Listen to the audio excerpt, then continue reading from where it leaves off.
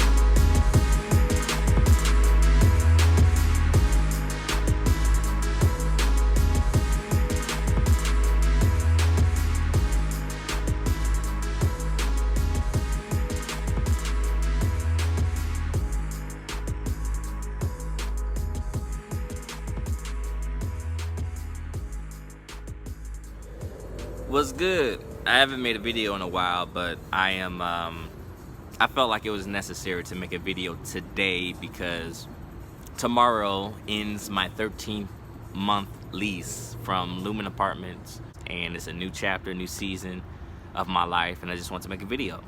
Yeah, it's been cool living in the city of Tysons, working in the city of Tysons. I wanted something new from my old job. I was working at P.F. Chang's and very comfortable, but stepped out of my comfort zone and went and started working in Tysons and living in Tysons and trying something new.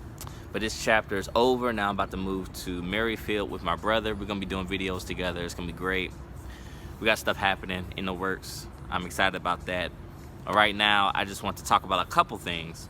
One, church and the gospel and Jesus Christ, and just like what things are missing in the church that I believe, because I love the Bible and I love Jesus Christ so much, and I read scriptures, and then I listen to sermons from preachers, and I'm like, okay, why isn't what I believe is important for Christians to know, why isn't it being preached?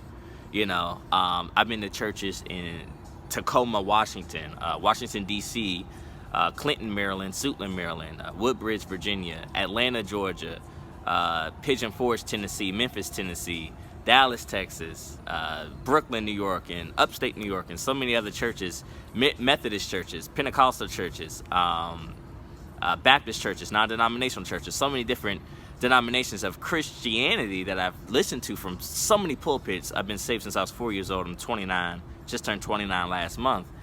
And I've heard so much preached, but I'm just like, why isn't this preached? And I'm about to share it right now. A couple things. One thing, fasting. Fasting in the Bible, people didn't eat or drink anything. When you read, it says, and so-and-so fasted, and so-and-so didn't eat or drink anything. And then people say, oh, what about the Daniel fast? There is no Daniel fast. You read Daniel's story in the Bible, it didn't call what he did a fast. It called what he did, just what he did. He didn't eat meat, and he had lentils and some vegetables, and it showed God's power. What it was a story about, hey, I don't need the food of the Babylonians. I don't need the food of the pagan people. My God will strengthen me with this diet, and I'm about to show y'all how strong God is. And I'm gonna eat this, and y'all gonna see how powerful God's people are without y'all's food. I don't need y'all's food. That's what the story was. It wasn't even about no fast. Fast is nowhere in that chapter, in that passage at all. There's no such thing as a Daniel fast. That's not Bible. And when you fast, you're supposed to not eat or drink anything. That's what entails a fast from a biblical standpoint. Later, fast became something else, and people changed it to drinking water or to eating fruit, or I'm just gonna do the no Snickers fast, or we ain't eating potato chips. No. A fast is you don't eat or drink anything. That's what a fast really is. Folks changed the meaning, but that's a different whole story. So I want to talk about that. Maybe I'll elaborate a little bit more about fasting on a different video, but I have fasted for 10 days without food or drinking anything. I didn't eat or drink anything 10 days, and I'm alive and well. I'm not imploring you to do it. It's your own conviction. If your body's telling you to do it, your God is telling you to do it, your inner man is telling you to do it, then do it. You listen to your true north, or whatever you call it.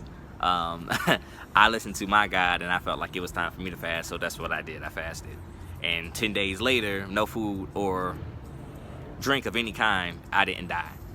And you tell people this and they don't believe you. I remember I was talking to some dude online. He was like, oh, Google says that the human body can't go more than 2 days without food or water. Google don't have all the answers. Some of y'all are seeking Google for answers. Y'all need to be seeking God for answers, because y'all are just going to be oblivious to some stuff. Only God can download certain things to you. And I've seen him do so many great things, and I just hope that people will listen to him and will incline to his teachings and his principles and give God their heart, so that God can really do some stuff in their lives. Because Google ain't got all the answers. You can Google a lot of stuff, but Google does not have spirituality down pat. You got to go to God for that, and you need to pray. So I implore you to pray and seek the Lord today. Also, another thing is being perfect and sinning no more. I don't hear that preached. We can preach a financial miracle. I've heard preachers preach about being billionaires. You can be a billionaire, millionaire status, and get your car and get your Bentley and get your Mercedes and all this, and preaching a whole bunch of people to be prosperous and successful. But what about freedom from sin? Jesus Christ said to sin no more and be perfect. Sin no more and be perfect. In Matthew chapter 5 verse 48, Jesus Christ said, Jesus Christ said, be perfect, even as your Father in heaven is perfect. And in John chapter 8 verse 11, Jesus Christ said to sin no more. In John chapter 5 verse 14, Jesus Christ said to sin no more. So sin no more and be perfect. You read Galatians 2:20, I am crucified with Christ, nevertheless I live. My old self is dead. I'm crucified. So I can't sin, because that part of me is dead. In the book of John writes, I cannot sin.